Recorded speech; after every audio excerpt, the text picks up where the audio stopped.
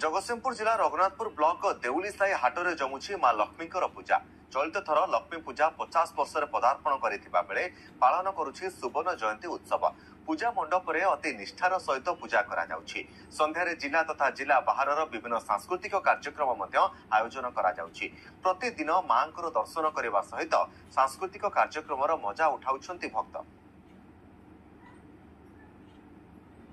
से छोटिया कुड़िया घरे से अंधार घर भीतर आरंभ होता माँ लक्ष्मी आवाहन होता मंत्रोच्चारण होता एवं विभिन्न घात प्रतिघात पाहाच पहाड़ पाहाच अतिक्रम करी अनेक वर्षा बसंत बैशाख को फेस अनुभव करी आज 50 वर्ष बीती जाइए। आज हम तार सुवर्ण जयंती पालन करुचु। झील ज्वाई की सब गोटे नुआ ये बरण करा सब झील ज्वाई माने आछंती पूजा को ता सहित आम गाँव सबु सबु प्रति घरे घरे पूजा पाई आनंद उल्लास आठी 16 तारिख दिन ठारू पूजा आरंभ है।